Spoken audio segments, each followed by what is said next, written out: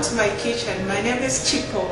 I'm going to show you today how to make a very good pizza dough, which is so tasty and yummy. Now I need to show you the major ingredients that you need when making a pizza dough. I'm using yeast, which is 10 grams of yeast. I'm also using flour, which is 200 grams of white flour. You can use brown flour if that's what you want. You also need vegetable oil. I'm using sunflower oil. I will need 2 tablespoons of sunflower oil. You can use a pinch of salt, or if the doctor says don't eat any salt, don't add it in. Instead of salt, I'm going to use chicken cubes. And I will get 1 chicken cube and use half of 1 chicken cube. It gives a good flavor to the pizza. And you can also add something to spice it up. In my case, I'm using piri piri, a bit of it to make a mild hot pizza. Okay, the next step, you're going to switch on your oven. And you're going to put it on point 1, which is 140 degrees Celsius. The point of switching on your stove now is because when you finish making the dough, you want to help it rise before you can bake it. The yeast come in different brands. You have the brand that says use it immediately. That's fine, and that's a brand I have. But I have learned that it actually makes the pizza dough hard and it doesn't work out well. But then if you first help it to rise before you can bake it, that works well for the pizza. And that's what I'm going to show you to do. First, let's make the dough itself. You're going to pour your 10 grams yeast in the dough, in the flour, to make the dough. And I'm going to use half the Maggi cube.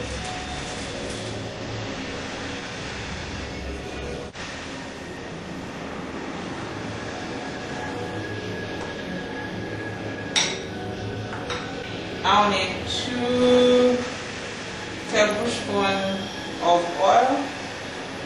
If you want the dough to be very soft, you need more oil, but 2 tablespoons is good. Let me change the container. If you have a bigger bowl, I don't have a bigger bowl, I'm using a pot.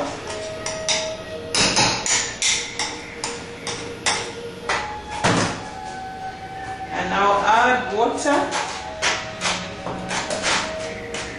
to start making the dough, kneading it. It is now time for you to prepare the fillings that you're going to use for your pizza.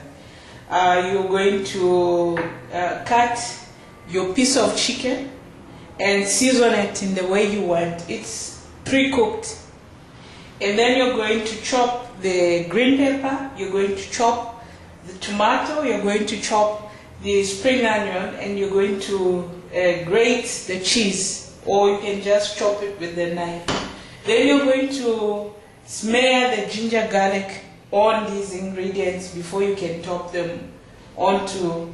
If you want sweet pizza, you can add a few, drops of honey into your pizza. And then you're going to prepare the pineapple, and you're going to fill it also in the same ingredients, and prepare your chicken fruit pizza. Okay. After I chop my chicken pieces, I'm going to put them in the bowl, and I will add white pepper. Okay. And from here, I'll mix it a bit, and I'll put it in the microwave for a minute or so. Okay, so your chicken is ready, and now you're going to mix the ingredients for the filler. So you add your tomatoes, you have already chopped your onions, the spring onion in, the green pepper in, and your cheese is ready, but you're not going to add it now. Because you need to use some of it as a base and some of it as a top. So you're going to mix these onion, tomato, and green pepper. Then you add some salt, just little salt, not so much, just to give the tomato, onion some taste. Pineapple is also ready. So you can see the dough is also equally rising. The size is almost to half the size. That is when you can put it in the oven. But in my case, I'll still need to prepare it. I'm going to cut it into pieces and then fill it up with the size of the fillings that I've prepared for the pizza.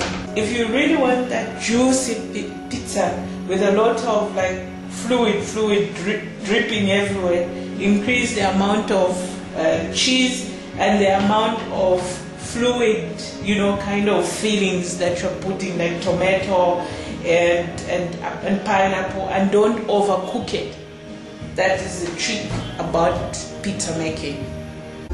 I don't like the base very thick, so I make 0.5 centimeters of the dough from the base, so that when it rises, it's like a centimeter's, thickness. The baking tray has already been prepared. I'll just put my pizza and fill it in. Okay, so now you fill in your pineapples, and then you finish up with it. You're going to fill in everything and then grate on top cheese, so that the cheese can also be on top, not just at the base. So the next thing I'll do is I'll start sprinkling the top cheese on each of these pizza parts. And unfortunately, I don't have the grater to grate the cheese. If you grate the cheese, you just sprinkle it easily. So there's your pizza cover to give it a bit of heat at 140 degrees Celsius. The idea is to just help the dough rise. Okay, now let's see if what we left in here to rise has risen, so that we can start to bake it now. This is like 25 minutes past. Remove the paper foil. If you had the plastic, it means you remove the plastic. Let's see the top part. Okay. It was 0.5 centimeters. Now it's like really high. The idea is to make it, to help it rise so that it can cook easily and nice. So now we are baking. So I took like 20-25 minutes, and this is what you're going to see now. So my pizza is ready. There you are. Okay, so I can see that it is ready because I like it when I don't know how to put it. It's still juicy and soft, but still with a crusty behind. So my pizza is ready for eating.